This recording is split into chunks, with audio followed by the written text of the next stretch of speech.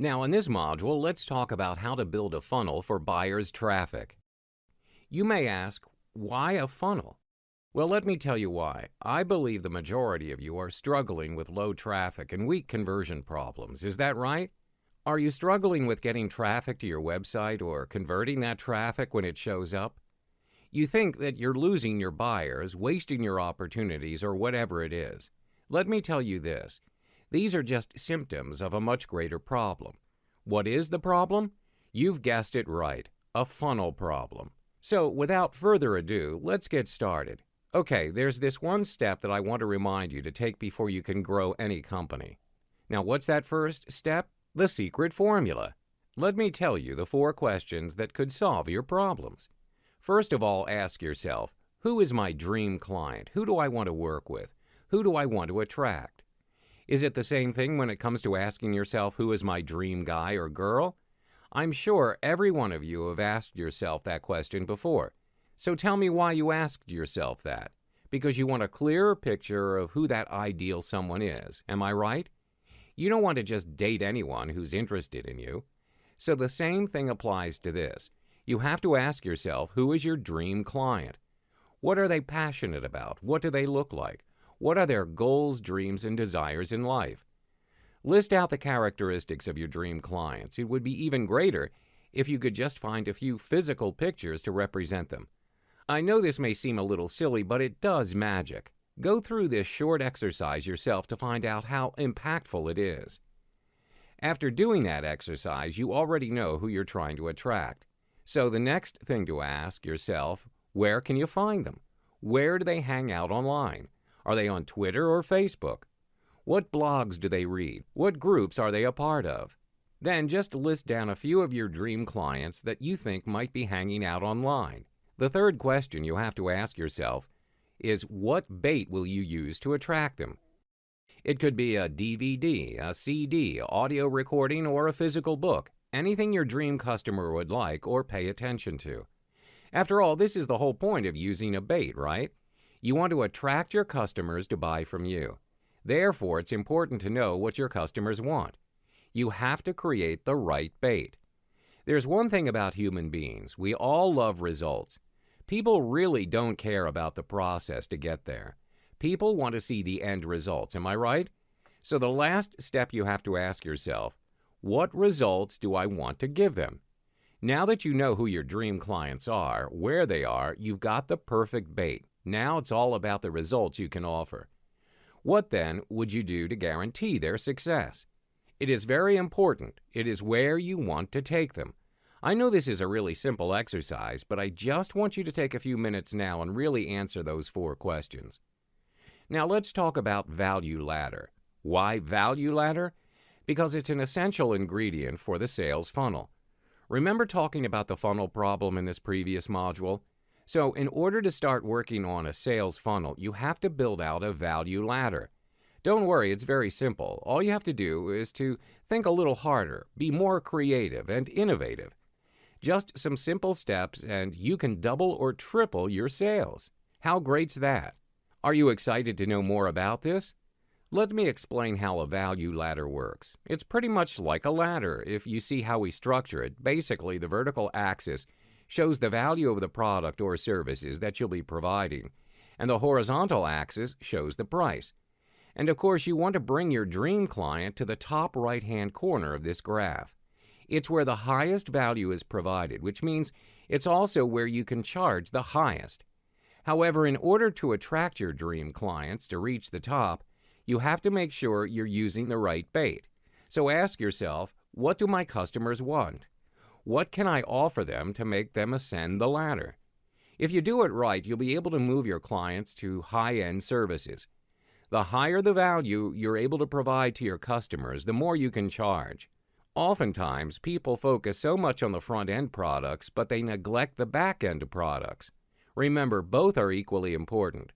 You don't want to lose your customers after purchasing just one of your products. If you want to beat out your competition, you need to construct a solid value ladder. Have you ever come across a product you really like, but you ended up walking away because it was too pricey? I believe we all have. For example, fine dining. Not everyone can afford it, and it's pretty obvious that they are only targeting the high-income people. Hence, we can come to a conclusion that the highest level service might not be the best fit for all people. You need to provide a wide range of offers so you get to attract more customers. You need to be different from the rest. You need to build a deeper funnel with more offerings. To put it simply, you need to build a funnel that will help you do two things. Firstly, you try to attract as many customers as possible. You provide value to each of them at the unique level of services at an affordable price. Customers are willing to purchase as long as they like you, see the credibility in you, and the value in what you're providing. Secondly, you target different groups of people. You target the ones who can ascend the value ladder where you provide the most value and make the most money out of it. These are your dream clients, and you don't want to just offer them one front-end product and bid goodbye to them. A buyer is always a buyer. Once they buy from you, they are going to keep buying as long as you can provide them value. Now, let me walk you through the process. As you can see from the diagram, the funnel, it consists of different steps. A funnel moves people through the sales process. Above the funnel is your potential customers, and they're entering as your traffic. At the top of the funnel is the bait you use to attract your customers. It's important to get the bait right, to know what your customers really want and pay attention to. In this step, you have to start placing ads featuring your bait and attract your potential customers. Next comes your front end. It's where you'll start selling your products. Potential customers will start raising hands, and a certain percentage of your traffic will purchase your offer. However, you do not stop there. You continue to move to the next step in your funnel. Introduce the next product or service in your value ladder. As you move down your funnel, you'll have to keep offering more value in your products or services. This is how you attract people to buy. Ask yourself, if you do not see any value in the products or services you purchase, would you still spend money getting more? Of course not. Hence, the key factor is to keep offering values and charge higher prices. As you move down your funnel, there will be lower percentage of customers attracted as compared to the front end. It makes sense, right? Although the value you offer increases, not everyone is willing to pay more, right? Trust me, continue offering more values and charge more prices as you move down the funnel. At the end of the day, what matters? Attracting your dream clients, am I right? Now, in this module, we'll talk about pre-framing. It's important for you to know the concept of pre-frame because each step in a funnel is a pre-frame for the next step. Now, for those who don't know what a pre-frame is, I'm just going to briefly explain what it is. Pre-framing is a really powerful tool that allows you to let someone know in advance what is going to happen. There are no limitations to this. You can have unlimited potential with this tool. Now the next question you may ask, why do you need to pre-frame? How can it help me solve my problems? Well, let me ask you a question. What do you think your initial action would be if you are faced with something new or something that makes you feel uncertain or uncomfortable? To reject, am I right? What about another scenario? Have you ever been dragged to an event, a party, or a seminar? You're there just because your family or friends want you to. You have no idea what to expect. You have no idea what's going on. How do you feel? Uncomfortable? Kinda lost? This is why you need a well-done pre-frame.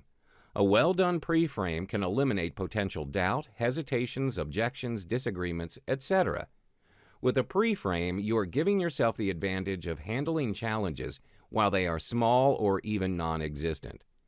Therefore, this tool should be used in every step of your funnel so that you can build relationships and get visitors to continue to buy from you. Building relationship is essential because people usually buy from people they like or trust.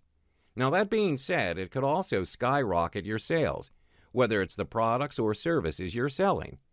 So if you spend time and effort on this, the results will follow. After all, you want to focus on the process to bring the best outcome, don't you? Now, here's my scenario that I want you to picture yourself in. If you know that you want to sell a product at a price that is slightly higher than the market price, what should you do? Pre-frame. You've guessed it right. You should bring it up first so that you can pre-frame it and allow your buyers to know in advance. Assume your buyer is a sharp business person. He must have done his homework to market research and knows what you're selling at a higher price as compared to your competitors.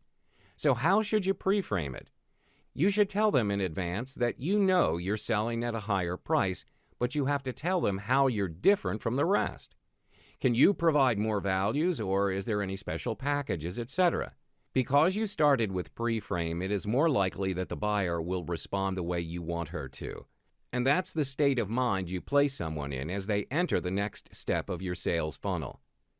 Now that you understand pre-framing, I'm going to guide you through the 7 powerful phases of a funnel. First of all, you have to examine the mindset of the traffic before it reaches your site. In other words, you have to determine the traffic temperature. I know many of you have only paid a little or no attention to this, but it's important to know which of the 3 levels of traffic that come to your website. Is it hot, warm, or cold? Hot traffic is made up of people who already know who you are. These people are the ones who have subscribed to your podcast, read your blog, and are on your mailing list. Basically, you're going to talk to these people like your friends because you already have an established relationship with them. You can use personality-driven communication. You can share with them some of your personal stories, experiences, and opinions. Now let's talk about the second traffic, the warm traffic. These are people who don't know you, but they have a relationship with somebody you know. This is where joint ventures partnership work well. This level of traffic lends credibility to you, so people who don't know you will trust you and feel more comfortable when checking out your offers. For the cold traffic, it's made up of people who have no idea who you are. They don't know you, they don't know where you came from, they don't know what you offer, and they don't know whether they can trust you. These may be people who find you on Facebook, or maybe they stumble across your blog posts or articles. The most important thing to know is to figure out is the traffic temperature so that you can build the right pre-frame bridge, which will be covered in the next module. Now I'm going to teach you one of the most important concepts you can ever learn that will boost your sales, opt-in rate, and effectiveness of your traffic, and lead to generation efforts. It's called the pre-frame bridge. Now that you've figured out the traffic temperature, all you have to do is set up the pre-frame bridge. Note that different types of traffic need different bridges. The frame of mind that people are in before they visit your capture page plays a huge difference in your conversion rates. For the hot traffic bridge, it's the simplest among the 3. You don't have to do much because you already have an established relationship with these people, so you don't have to do a lot of pre-framing or credibility building. You can probably just write a blog post or send out a quick email with a link to your landing page. These people like and trust you, they already know who you are, so they will listen and do as you suggest. Now, what about the next pre-frame bridge? In the previous module, we talked about the different types of traffic temperature. Can you recall what the warm traffic is made up of? Can you guess what types of bridges are needed to get to your landing page? Of course, it's a little longer than a hot traffic bridge. All you need is a little note of endorsement from a person they trust, such as a personal email or a lift letter from a JV partner.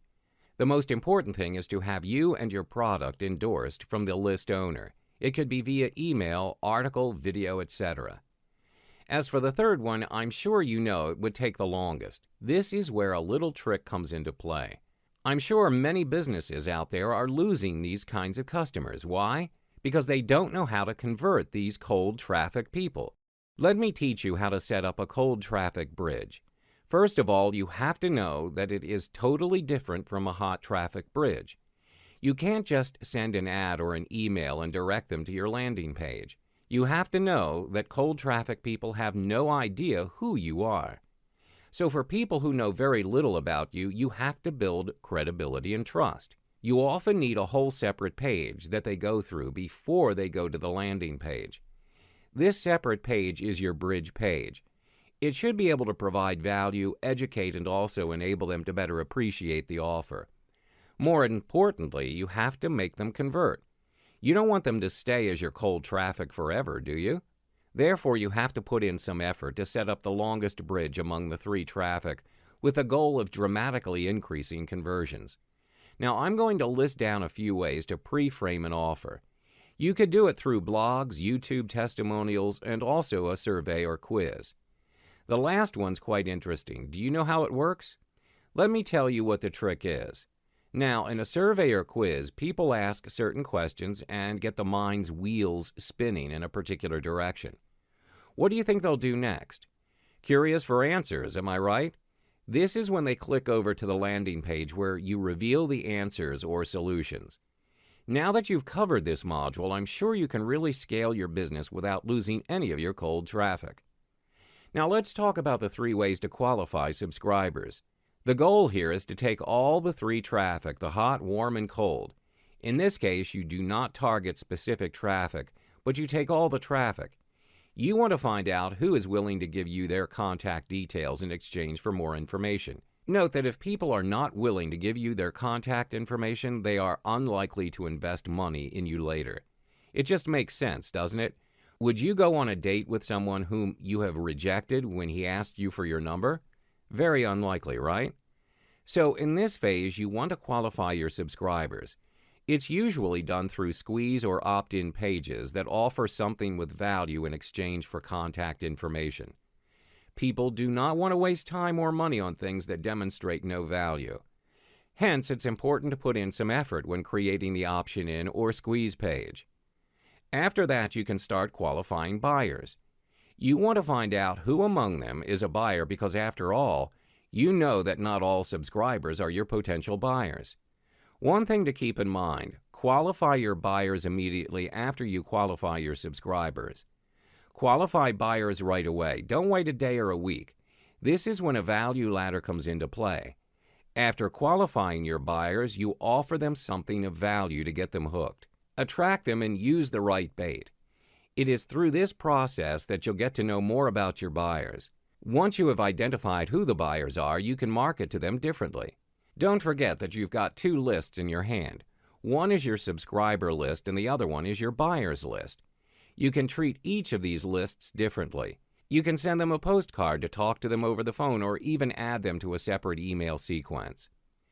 After you've identified the buyers, you want to identify the hyperactive buyers. From the term hyperactive, I'm sure you know what it means. Don't you love hyperactive buyers? I'm sure you do. So you have to identify these kinds of buyers as quickly as possible. You don't want to lose this opportunity to attract such buyers. These are the people who are in some kind of pain and are willing to buy more than one thing at a time to alleviate that pain. You must identify your hyperactive buyers. Know who they are and treat them differently. Increase the chain of upsell. Ascend them through your value ladder. By identifying these kinds of buyers, your sales will definitely skyrocket. In this step, you want to age and ascend your relationship. Now, at this point, value ladders become really important. You want to provide value and help people with whatever you offer. You want them to see the value you're providing so they'll keep coming back to buy from you again and again. The goal is to move them up your value ladder to the very top. The last phase is to change the selling environment. You have to change accordingly. You just can't stay in your comfort zone. There are times when you have to just pick up the phone and sell over the phone or direct mail. It's even better to sell it through a seminar or live event where you get to see each other face to face. You can have the benefit of live feedback and overcome any objections. This usually applies to selling high-ticket products. Ask yourself, would you click a buy button for a $20,000 product that you see on a sales letter? Of course not, right? So when you change the selling environment, you can communicate at a different level. The best thing about this is that you get to ascend people up your value ladder, eventually ascending them to the very top level.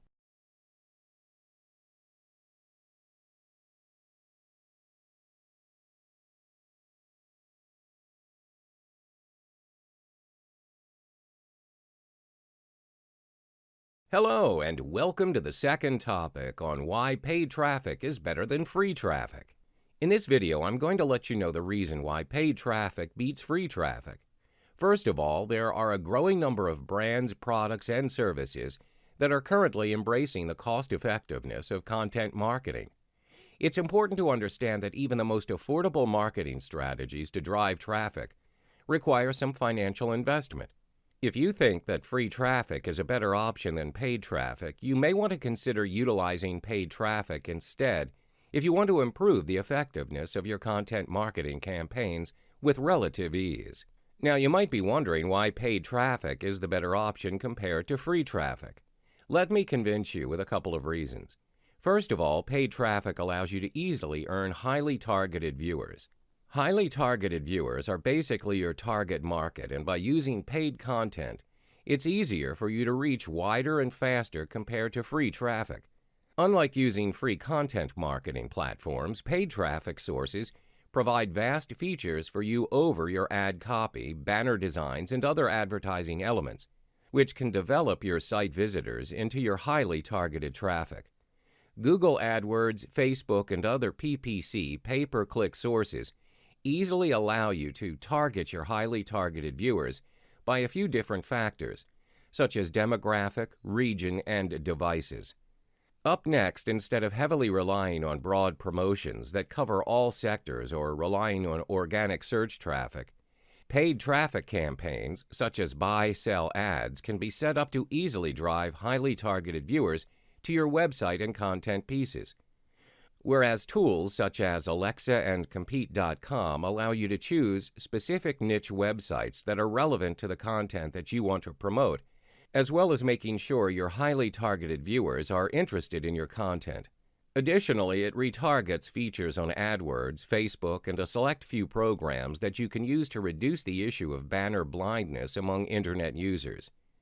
Banner blindness is essentially a phenomenon in web usage where Internet users would consciously or subconsciously ignore banner images, which are mainly due to broad promotions.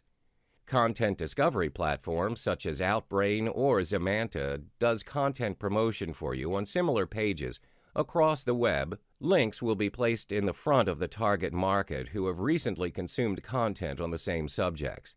Moreover, this platform offers features to you to filter your traffic by device and region. This is to ensure that the paid traffic comes from visitors who are likely to convert. When it comes to free traffic, most business owners, particularly for those who own small or medium enterprises, heavily rely on SEO, search engine optimization, to save cost on their digital marketing campaign. Because owners should understand that SEO has never been nor will it ever be considered a free traffic.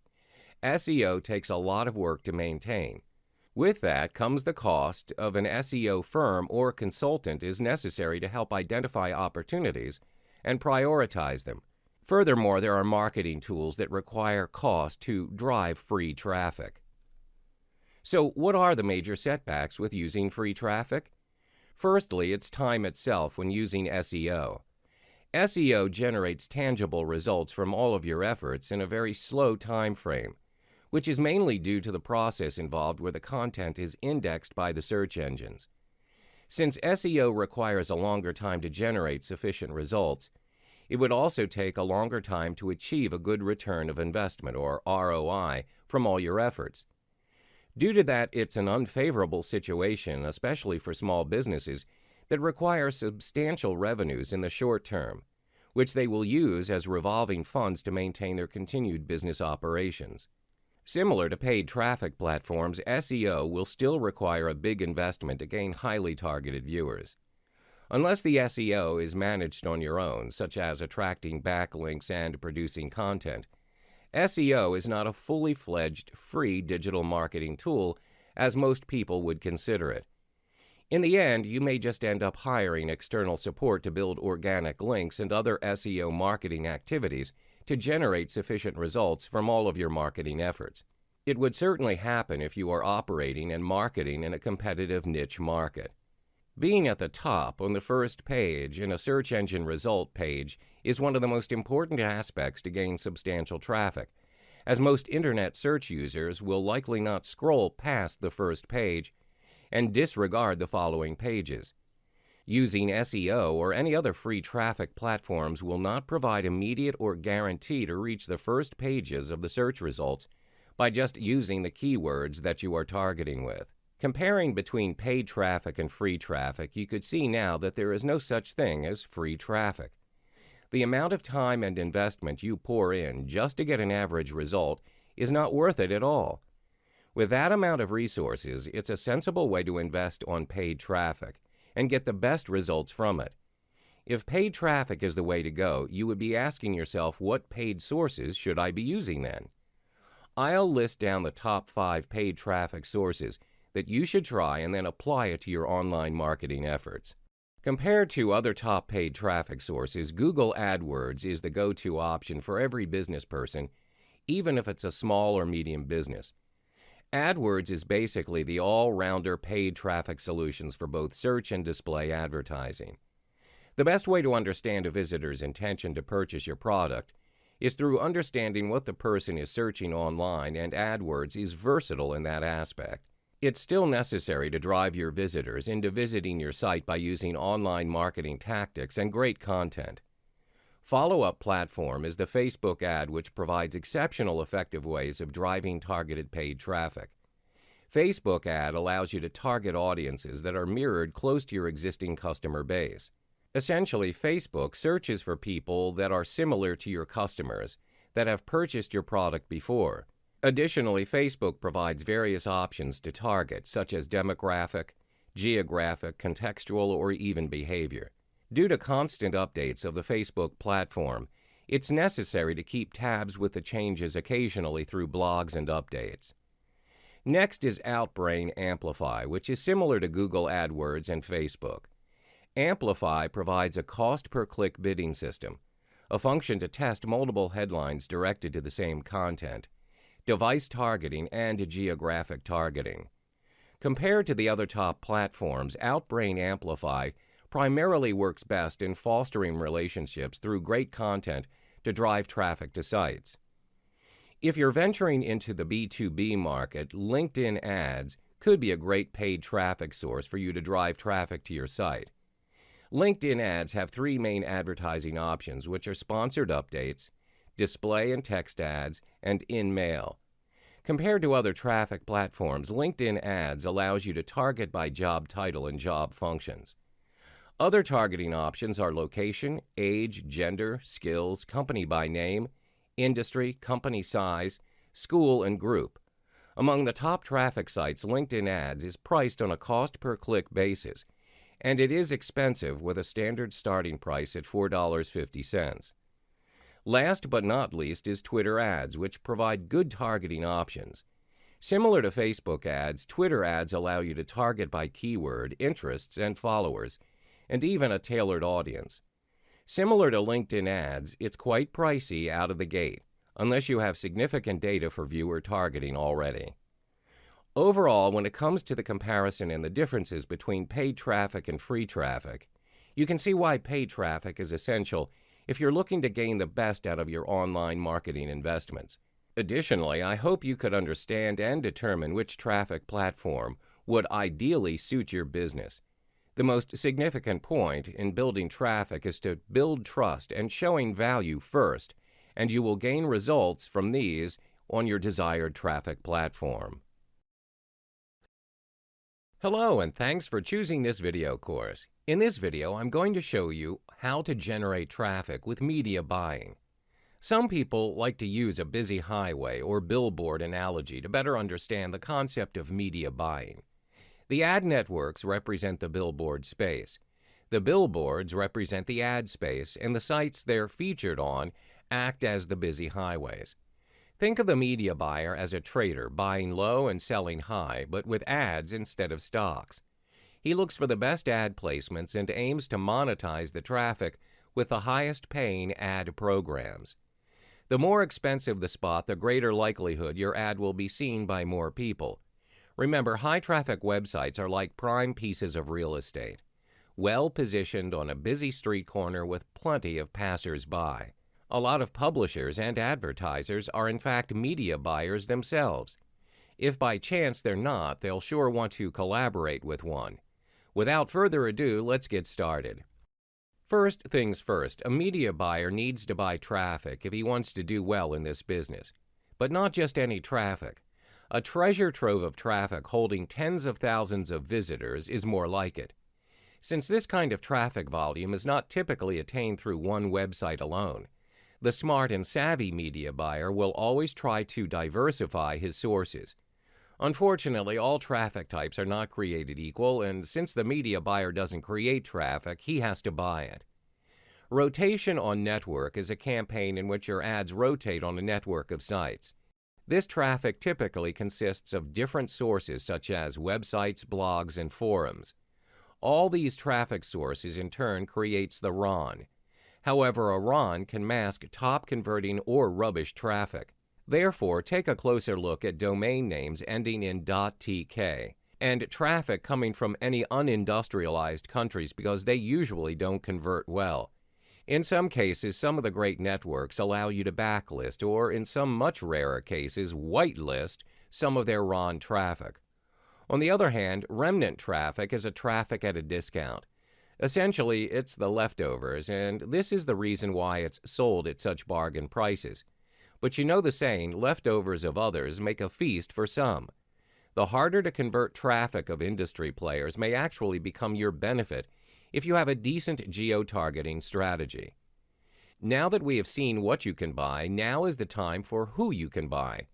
The ad network is a player in the industry. It's the company that serves as a bridging point, as traffic broker connecting buyers and sellers alike. The ad network can be thought of as a conductor in an orchestra leading a symphony of publishers and advertisers, which means baton in one hand, traffic in the other. You may be wondering, why go through a broker at all? Well, since the network purchases higher volumes of traffic over a longer period of time, it has access to a larger array of traffic types at a more reasonable price. It's always better to get your feet wet in something new once you have a basic understanding of what's to be done. In this case, ad networks make traffic buying simpler. They make traffic buying for the beginner easy to do, and they tend to offer support if you run into trouble along the way. For those who have a thinking of independent, self-made, and successful online entrepreneur as a thing of the past, you need to stop thinking like that. There are still a lot of site owners out there that won't sell their ad space to networks. They themselves prefer dealing with their site's traffic monetization operation. The lone webmaster might look like an ant compared to the big, powerful ad networks out there, but when you put a bunch of ants together, they build wonders. The art of media buying is not something that's assessed by a panel of has-beens on a cheesy talent show you'd find on television. It's measured by the ability to make cold and hard cash. Let's start at the beginning. In the same way that the media buyer doesn't generate traffic on his own, it should be noted that he doesn't create content either. It's never been more important to find great products to market to your traffic. Ever heard the phrase, you can catch more flies with honey than with vinegar? Well, you can certainly apply this phrase to media buying and traffic monetization as a whole.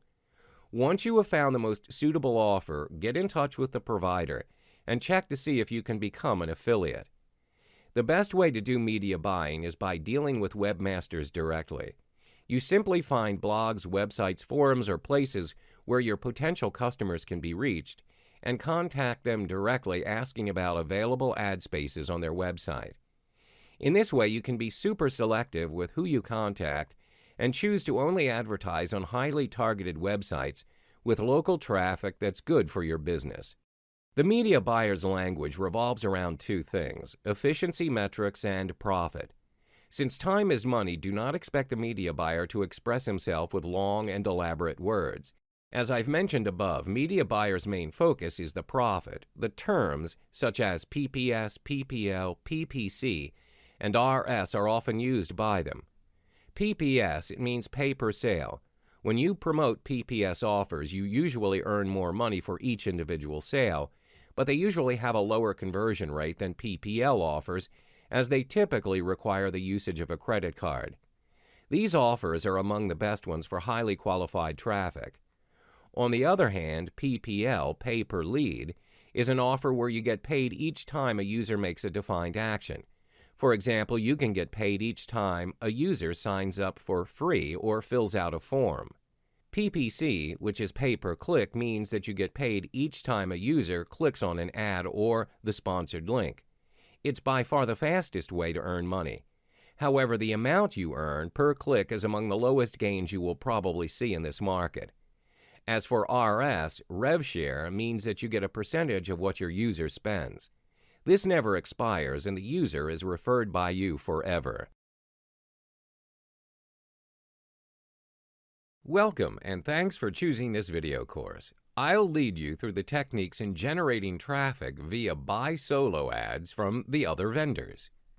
Buying solo ads with the other vendors is indeed the fastest and most effective way to generate traffic to your site for the starters. In addition, the calculation of how much you spend depends on how many traffic the vendors send to your page. Pay per click. This way you can get targeted leads, people who are interested in your niche. Instead of getting useless traffic to your site without making any purchases, you get the targeted leads as well as increasing your email list.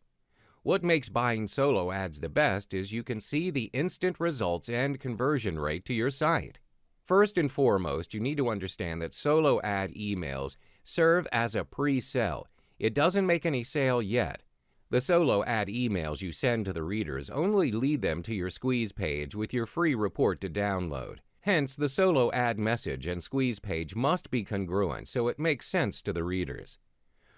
Once again, I want to show you another example of my squeeze page with the headline, Big Red Arrow, and the orange opt-in form.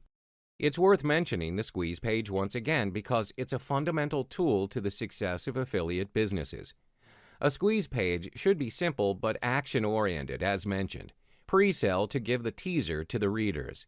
After the headline, the big red arrow to lead the readers to the opt-in form. It had been tested that if you only ask for their email instead of a name and email, results in a higher conversion rate. Here's a small reminder for the opt-in form. Use orange or yellow button. It's proven to create higher conversion rates as well. Don't use other colors. It's the same reason to increase the conversion rate. Use single opt-in instead of double opt-in. That's what I learned from my experience throughout the years. You can use the basic format for an email I taught in the previous modules in writing a solo ad email. Let us revise the format once again. First, keep the email short and precise, within 55 characters per line, with 200 words maximum. Insert 3 URLs that link to the same site, in the beginning, middle, and at the end of your email. The additional technique I'm going to discuss here is the semi-blind offer. You give only half of the information about the offer, arouse their curiosity to know more about what is the next offer you're going to give them. This is an example of a solo ad email. You can start with stating the problem the readers are facing right now. Insert a URL after that. Then, you tell them the solution for the problem. Same thing here, you insert another URL. You can end it right after this with a call to action or continue with a PS line and end it with an extra URL. Keep in mind that you send the traffic to your squeeze page first. Do not send the traffic straight away to the vendor's page. This is a vital step to build your own email list first. You can track the conversion rate or the clicks you send to the vendor's page through Google Analytics and Link Tracker tool. Google Analytics is a free service from Google. Simply search it in Google Engine and sign up for free.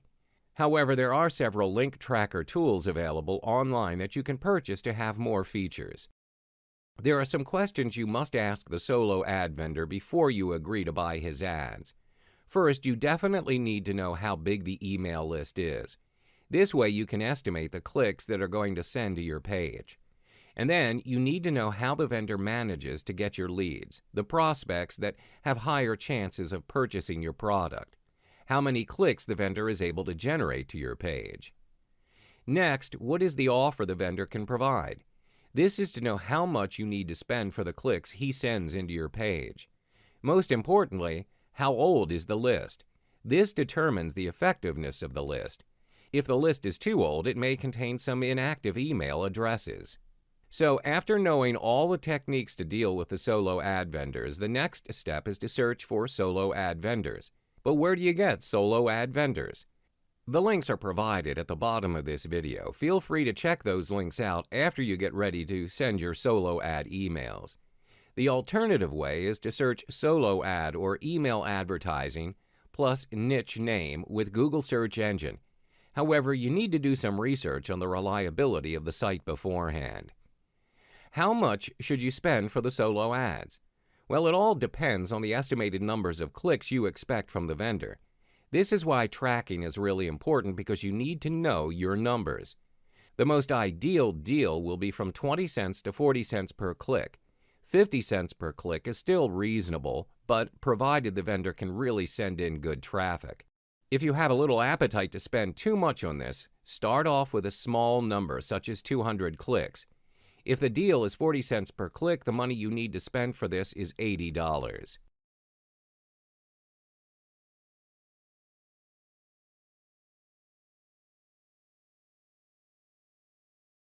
In the previous module, you learned about solo ads, and solo ads are a part of PPC traffic, which means you pay per click. In this module, I'm going to talk about another type of traffic, which is PPV traffic.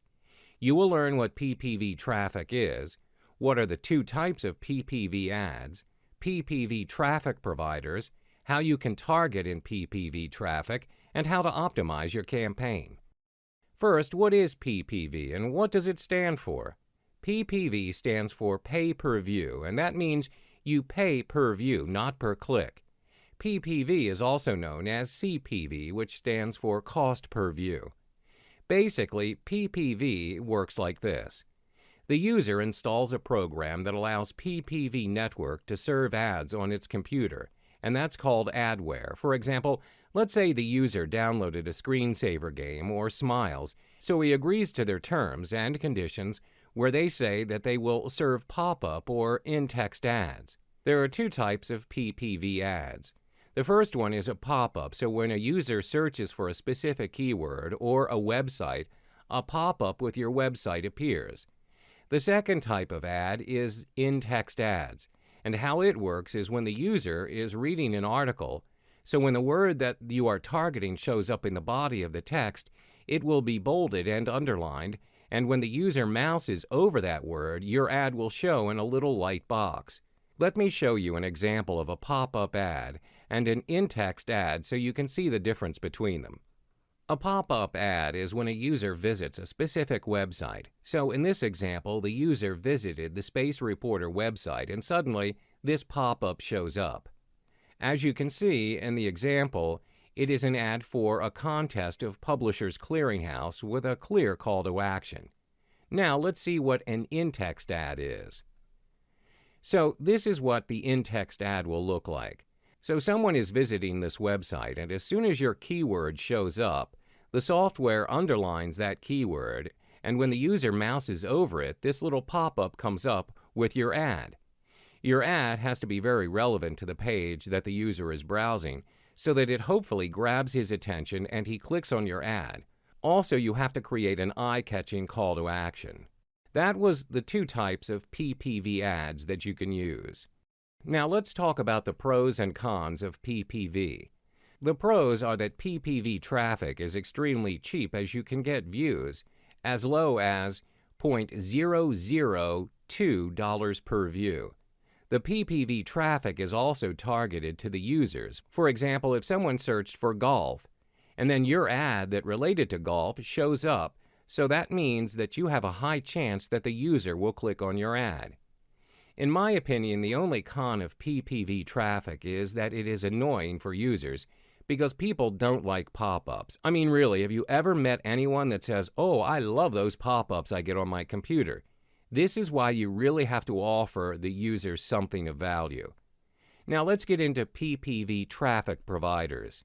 There are many PPV traffic providers on the internet, but I recommend you use these providers.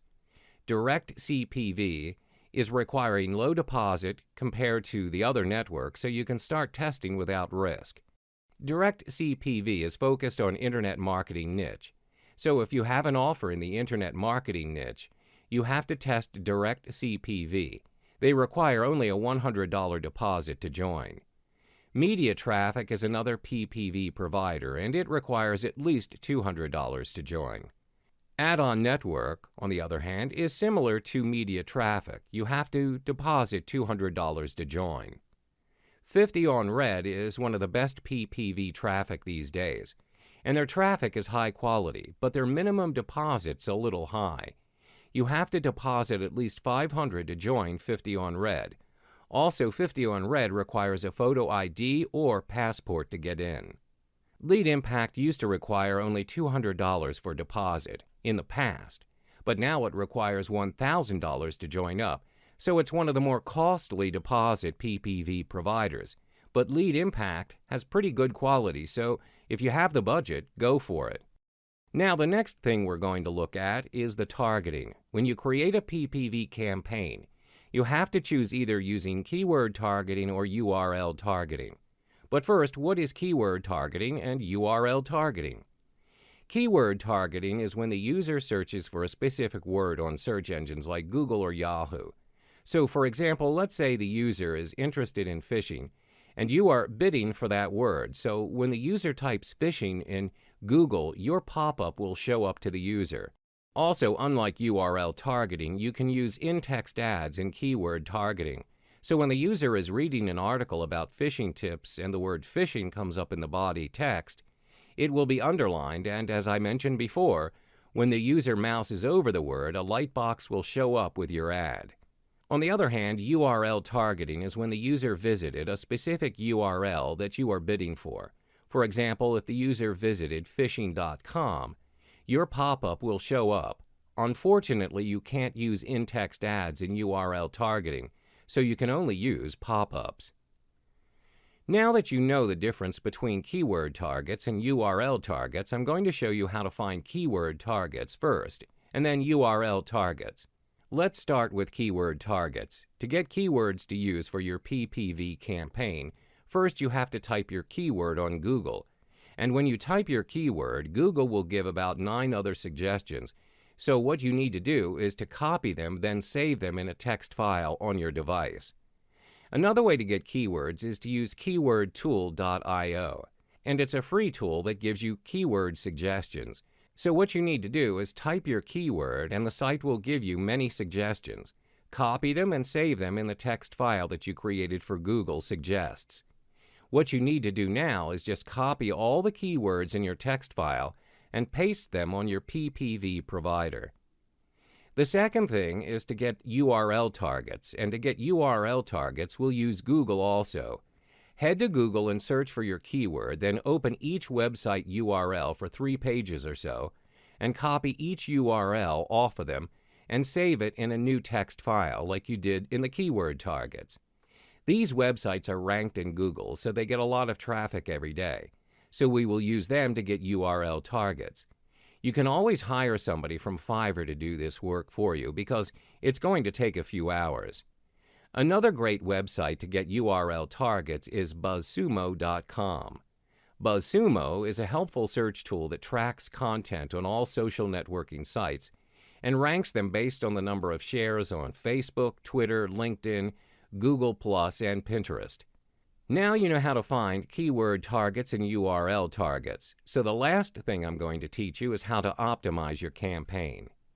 Optimizing your campaign is very important when you do PPV marketing. Not all of your campaigns will be great, so what you need to do first is to choose either if you're going for short-term or for long-term campaigns. So what's the difference? Short-term is when you do a campaign for just 1 or 2 days or so. In this case, you need to look at the ranking. You'll need to become the first bidder so you get the high volume. Keep in mind that sometimes it's better to be the second or third place. Yeah, you'll get lower volume but cheaper traffic. Long-term, on the other hand, is when you do a campaign for 30 days or more. And here you have to look at the cost, not the ranking, so you have to reduce your cost.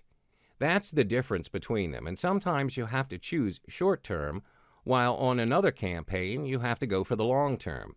Lastly, I'm going to teach you what you should and shouldn't do if you're doing PPV marketing. Let's start with what to do.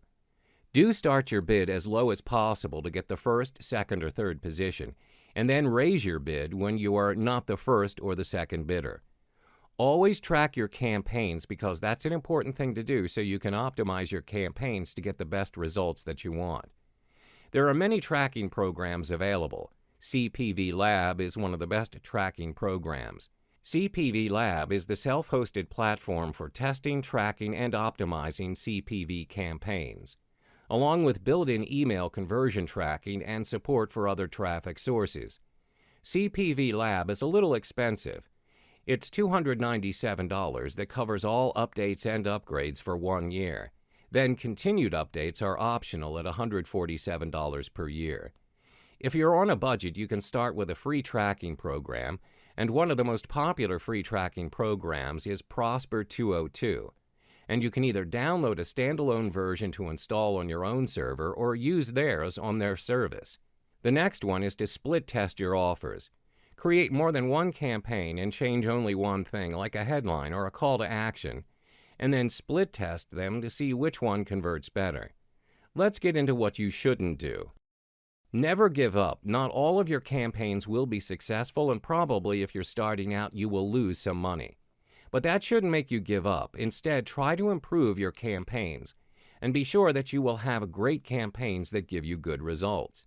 Don't waste your time trying to make your campaign perfect, because simply it won't.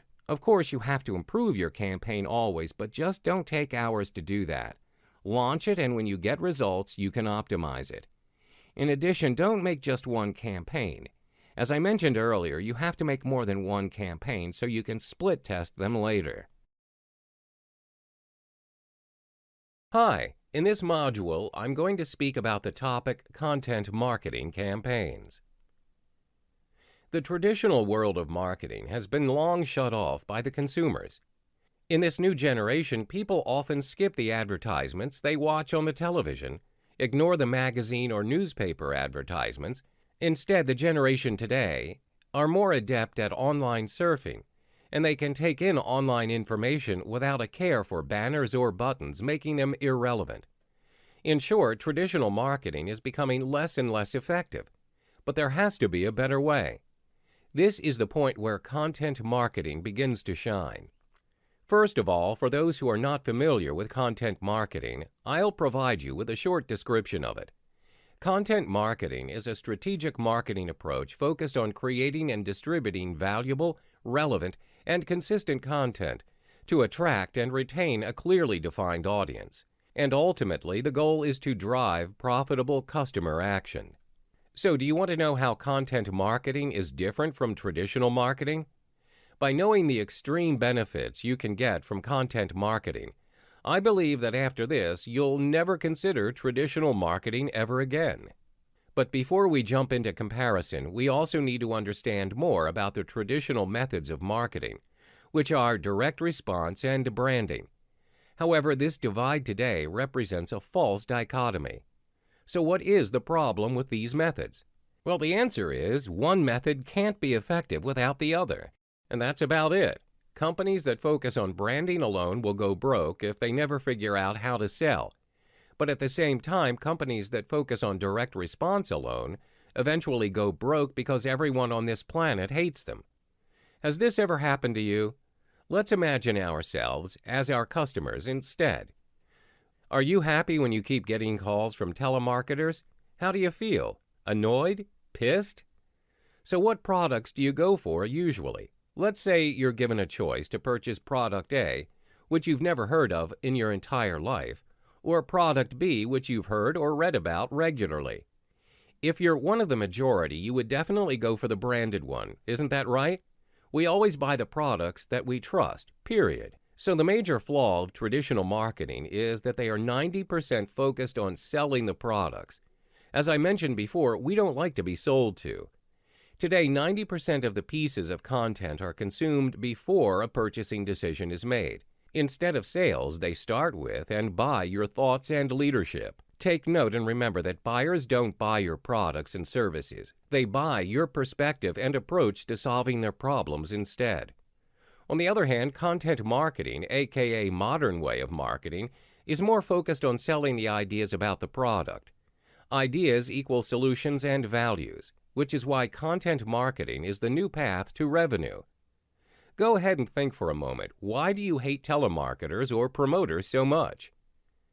It's simple, actually, because it interrupts you in a variety of ways, looking to capture your attention for a brief period of time. These interruptions can also be in ways of radio, television, magazine ads, posters, street banners, and many more. Although they did try to get your attention, there are 3 fatal flaws in this method. Number 1, your attention only holds for a short amount of time. Number 2, oftentimes you are interrupted instead of being offered something valuable. The outcome of this is you get pissed, you hate it, and you will not buy. Number 3, this traditional publicity tends to be expensive, especially if all the campaigns are not successful. Now I'll explain to you why content marketing is the winning solution. Instead of interrupting you, it gives you valuable information. It can come in many different forms of content and provides a lot of advantages. So how many forms of content marketing are there? Some of them are blogs, articles, podcasts, downloadable guides, infographics, video, apps, social media conversations, printed digital publications, user-generated contents, cheat sheets or workbooks, and swipe files. Do you see the power in having so many forms? Instead of flaws, content marketing provides 8 major advantages to your business, which further reinforces why you need to add content marketing to your business now.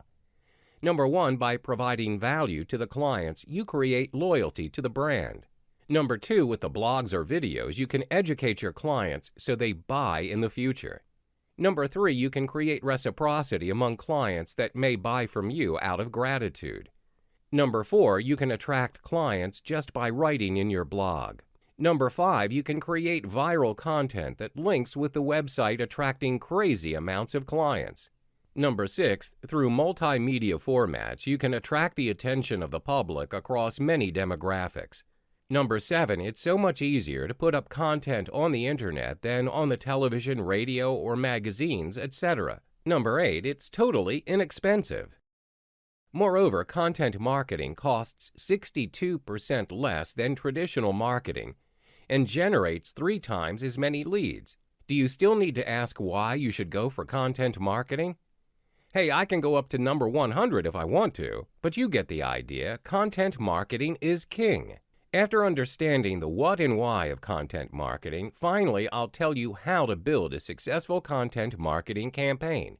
In order to build a successful campaign, 3 things need to be aligned. The first thing is quality content. What is content marketing without mind-blowing content? It's the core, the heart of everything we've discussed so far.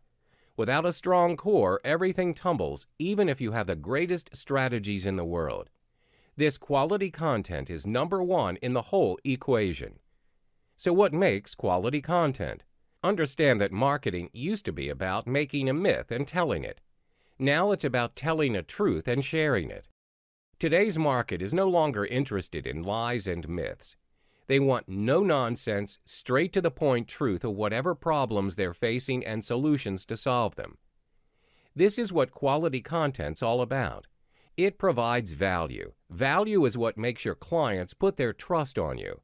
It's what really drives traffic to you.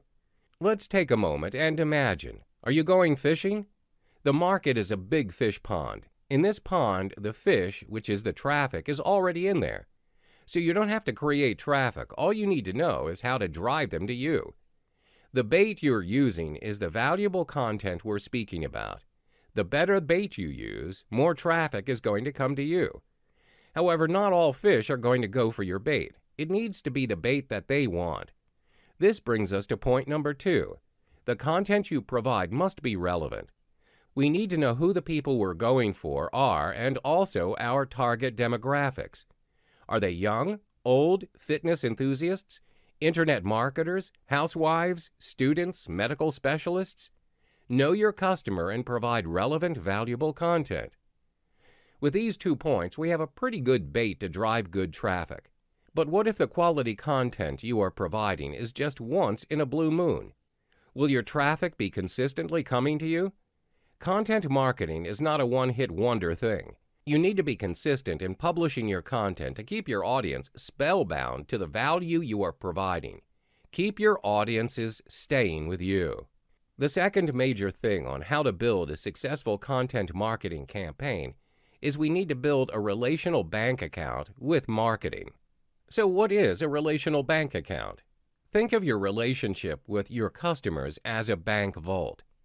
Some marketers view their customers as an unlimited bank vault that they can constantly make withdrawals from. But the vault is actually empty at the beginning of the relationship. It's up to the business to build trust and goodwill with customers before asking for the sale. When you set up a bank account, the bank doesn't give you money. And the same thing is true with your customer. However, we're too often in withdrawal mode with our customers. Instead, we should focus more on making deposits. So ask yourself, would you give $1 to a stranger? Our willingness to give depends on the person asking. For example, we're more willing to give $1 to a person in a suit when we ask money to use the payphone compared to a disheveled, drunken stranger who is making you uncomfortable. The point is, as long as we feel comfortable, most of us would be willing to give $1 to a stranger in need. So what if the amount were $1,000? Almost nobody will say yes to a stranger asking for this amount. But when your best friend asks for $1,000, you at least consider giving it to them. This, ladies and gentlemen, is what relational bank accounting is all about. So when you ask a prospect or customer for money, they ask themselves, do I know you? Do I like you? Do I trust you? If they say yes to these questions, you succeeded in building a relational bank account with that customer. Let's recall what we learned previously about branding and selling, and now relate it to relational bank accounts. Branding is anything that makes a deposit into a customer's relational bank account. Selling is anything that makes a withdrawal from a customer's relational bank account.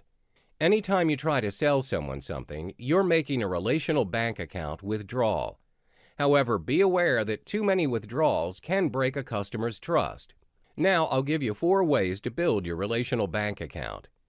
Method 1, make them laugh. Think about the ads that grab your attention. Why did it make a lasting impression on you? Most likely it's because it gives you emotions, and making you laugh is one of them. Being funny is easy when a product is funny, but humor can also be difficult with ordinary products. Anytime you make someone laugh, they like you more, and it builds up your relational bank account. However, it doesn't always work. It's funny when you can make fun of yourselves and show people you don't take yourself too seriously. So make sure that being funny is relevant to you and what you're offering. You never want a doctor to make fun of himself if he's treating you, right? The second method is to make them cry. Same concept as method 1, giving your customers emotions, but this is very difficult for it to work. But when it works, it can be extremely powerful. Even though we know it's just an ad or blog post, we can't help but feel affected. You can do this by trying to relate your brand to your customer's memory, create nostalgia.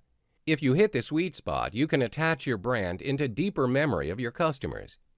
The third method is making them feel that they are part of something. Think about why Apple has been so successful all these years. It was so because people felt included in their mission. They put their customers' experience as the #1 priority. Consequently, even when Apple struggled, people stayed loyal to their brand over the years. Apple can sell whatever they want to sell because their customers are loyal to the brand and identify themselves by it. In order to do the same in your business, be authentic and take a stand. Let the people know what you're all about so they can know if they want to be a part of it. Here's my homework for you. Make a list of what you believe in your brand, what you stand against, and anything else that might help customers identify with you. The fourth method is to deliver actual value in advance. It means giving your prospects valuable and usable content they can actually want before you ask for money. Help them first, sell after. Here's a scenario. You're stuck in the middle of a desert. Your car broke down and you need help.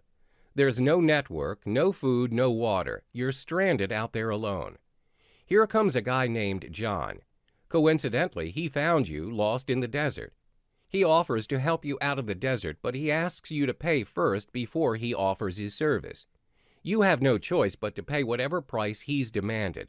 But are you happy about it? What if John offers you help without asking for money first? Instead, he gets you out of the desert, offers you food and water. If he had asked you for money later, would you have gladly offered it? Right, because he provided value in advance. What if John gets you out of the desert for free, offers food and water for free, and later you know that he sells furniture for a living?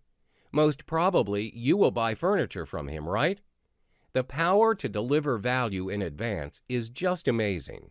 Finally, the third way to build a successful content marketing campaign is to build a successful content strategy.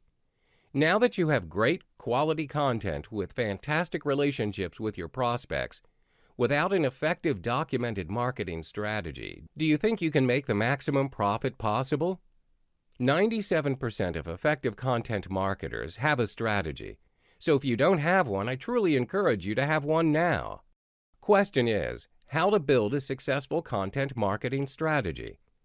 If you're new to creating a strategy, don't worry, because I'm going to give you 7 simple steps to build a killer strategy. Step 1 is know your objectives. To create any well-planned strategy, you need to ask questions. So always ask questions. Why are you doing what you're doing? Is content marketing going to increase brand awareness among your audience? Is it going to help increase sales? Is it going to increase your customers' loyalty? Write them down. All these questions will give you so much clarity about your business, plus it gives you a lot of motivation to succeed. Clarity is power. Also, remember to always know your why before the how. Step 2 is know your one big thing. Guess what? Someone else has already thought of your great idea. So what makes you and your content special? What makes you unique?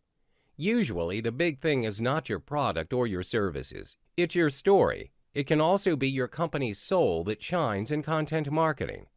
So think for a moment and write down your one big thing.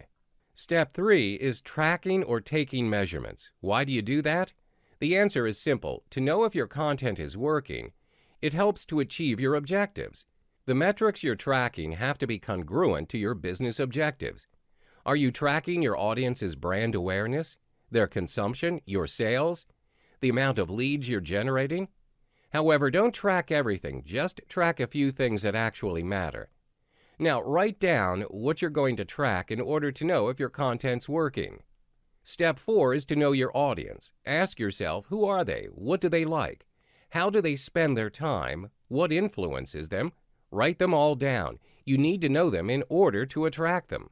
After knowing them, step 5 is to know their needs. The question for this is simple. Just ask yourself, what content do they want from you? For this, I have a bonus tip for you, because I'm going to give you 7 ways to find your audience's needs. They are web analytics, internal search data, search analytics, social listening, interviewing customers, and via sales or customer service. Just pick some of these ways and study them. From there, you can list down what they want from you. Simple, right? Then we move on to step 6, which is content execution. What kind of content are you going to provide? What content is the current market interested in? To answer this, do your research. In the meantime, don't rely on other people's case studies, as it can be faulty and inaccurate. Do your own research. There are 2 main types of content execution, and I would call them rock and pebble. Imagine a huge rock and small pebbles. These are metaphors of content. The first type, rock, is heavier, more lasting, provides more value, and targeted closer to decision-making stage. What I mean is the content it provides is more to the core and provides tremendous value to those who come across it. At the same time, this amount of content provided is a lot and detailed. Those who are close to decision-making would pay more attention to this type of content execution. On the other hand, pebbles are lighter, disposable, less value, and targeted at initial stages.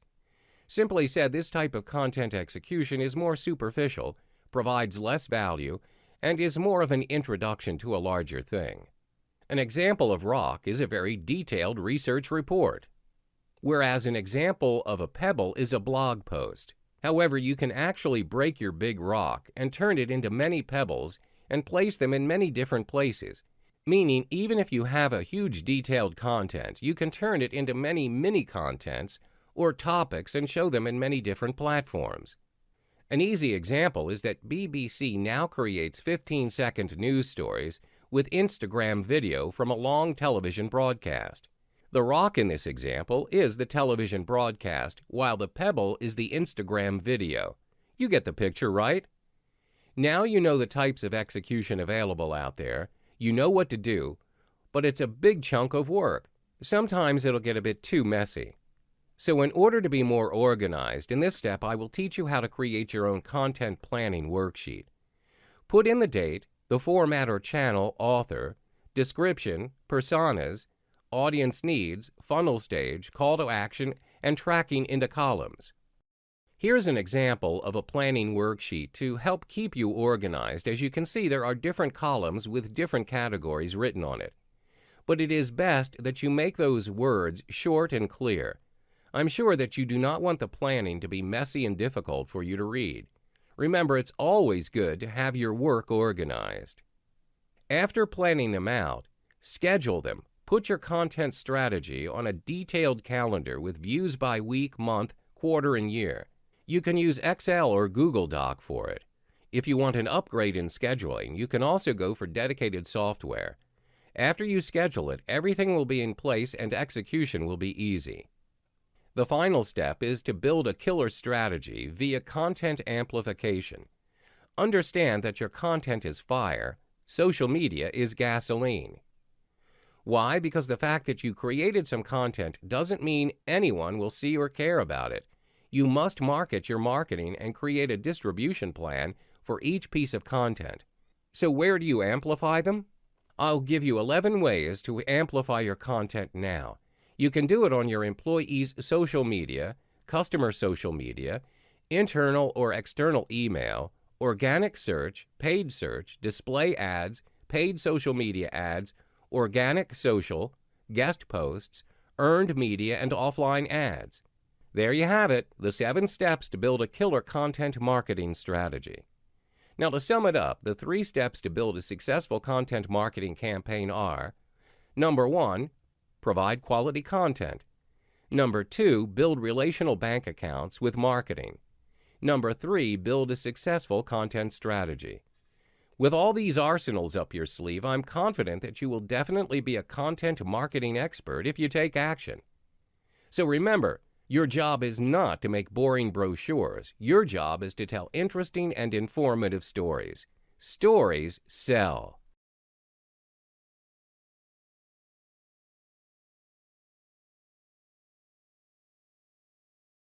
Hey there, and welcome to the last topic on how to attract super affiliates. In this video, I'm going to teach you how to recruit your very own super affiliates with super convincing methods. Through these tactics and techniques, you should be able to implement your affiliate business and expect good results from it. So, who are the super affiliates? They're basically affiliates that either run on their own or in a company that can produce large amounts of revenues for your affiliate program. With their unique set of skills on how to run profitable campaigns, they are able to produce excellent results with ease. However, the demand for super affiliates requires attractive commissions and good conversion rates. Moreover, some super affiliates will offer their very own custom rates and terms. Unlike the usual affiliates, they are highly committed on financial and labor resources to ensure their marketing campaign is a success. Compared to other affiliates, they are very consistent in running profitable campaigns for weeks and in return generating a good amount of revenue. Any affiliate's capability to drive affiliate marketing depends on the individual skills, and it shows a big difference in creating profitable campaigns. Core skills in affiliate marketing, such as creating advertising, optimizing a campaign, understanding on finding good offers, and efficient in conducting bidding, is what makes an affiliate to be good in generating revenue from any traffic source. To be a super affiliate, they're always competitive in the affiliate marketing to run a profitable campaign. They build and sustain their relationship with other networks or affiliates and advertisers so that their campaigns are constantly running. Moreover, through relationships, they gain exclusive benefits such as running top traffic sources and gaining affordable offers with ease. To get super affiliates to join your side, you have to show them what your marketing capabilities are if you don't have fixed affiliate marketing. The first way is showing a solo ad. If you're wondering what is a solo ad, it's a pre-written cut and paste email advertisement for products. A well-produced solo ad could potentially gain the interest of super affiliates to support your affiliate marketing. For example, a solo ad contains a catchy subject line and a context that drives people to click on the affiliate link in the email. Most marketers would provide their affiliates with multiple solo ads, but a single solo ad would usually suffice. When an internet marketer starts a launch of a new product, you may notice that most of the emails you receive for it are from different marketers, but their contexts are the exact same thing. This is because the product vendor only provided solo ads to his or her affiliates. Informing potential affiliates what the conversion rate is for your site is an essential point to get affiliates to join you. How much commission do they make? Is there any upsell or recurring commissions? Are there any affiliate incentives? What's the visitor value? Do affiliates get free access to the product or a higher commission after a certain number of sales? All of these key pieces of info are very significant to your affiliates, so they could fully understand what kind of traffic they would focus on and what they would bid for the keywords. Up next is showing them your affiliate program's statistics. Through these statistics, your affiliates will be able to review your affiliate program EPC, which stands for earnings per click. EPC essentially reflects your earnings per 100 clicks sent by your affiliates to the website, and the calculation is an average based on all affiliate traffic. Other statistics that you could share, such as average sale amount and average commission amount in the duration of 7 and 30-day periods, could provide insights for affiliates to understand the current state of the affiliate marketing. What if you have your very own affiliate marketing program up and running? From here on, I will provide you 7 more tips to attract super affiliate marketers to enroll into your affiliate marketing. The main point here is to ensure your affiliate program appeals to the super affiliates. First tip: people are always driven by money, and the majority of the affiliate marketers are constantly on the lookout for great quality affiliate programs so they can easily earn more. If you offer a huge commission rate, then you will be able to attract super affiliates who have a great talent in selling. The next tip: super affiliate marketers will want to have access to all the promotional materials that your company has created for the affiliate program. Doing so allows them to start selling right away and potentially sell even more. The more effective marketing tools you provide, the affiliates will be able to generate more sales for you. Thus, it's essential that you provide your affiliates all the support and help they require, along with the necessary promotional materials. Moving on to the next tip: it's necessary to have exceptionally designed sales pages so that your potential super affiliates will be prompted to enroll in the program easily. The presence of a fantastic-looking sales page means that the affiliate has a higher chance at earning a commission. Hence, he or she will be more willing to join your program in the process. What makes a great sales page? Great graphics and design will indicate your product's value. For example, if you sell a product in the make money niche, you should be providing evidence on how your product will help a buyer to generate money. A great sales letter is also a necessity. All these factors should easily drive super affiliate marketers to your affiliate program. Most affiliate program owners tend to make mistakes of having a very high affiliate commission threshold point. That means the affiliates have to make a lot of referrals or sales before they can get an affiliate commission payment. As the rigid threshold level will only discourage affiliates from joining in your program, and thus you will potentially lose out in the number of affiliate sales. Affiliates may be your best sellers in the industry, but you still need to train them so they can sell your products or services in the way you desire. So it's necessary that appropriate training and guidance is required if you want to attract the best affiliates in the market. Always make sure you have all the necessary training materials so your affiliates can read up on them. Develop a unique page for affiliates, or even better, the affiliate members area, where they could gain all the promotional material for your product or services. Provide them with all the marketing materials such as banners, pre-written letters, and other tools. Not to mention, affiliate support is essential if you want to maintain a successful affiliate program. Moving on to the last 2 tips. The majority of the top quality affiliates will only look for programs which have a solid affiliate protection policy. They may want to be sure that any of the steelware and spyware won't take commissions from them. Always make sure to have a strict policy that prevents any activities on your site. Through this method, you can gain more good quality affiliates. On the last tip, affiliates will want to earn maximum incomes. The only option you can do to attract super affiliates is offer them multiple sources of revenues from a single program. You could also combine the tactic of pay per sale along with a pay per click program. Through this method, your affiliates can hope to earn more from the same program. Through the pay-per-click option, affiliates will earn immediate commissions as soon as a customer clicks through to your affiliate program.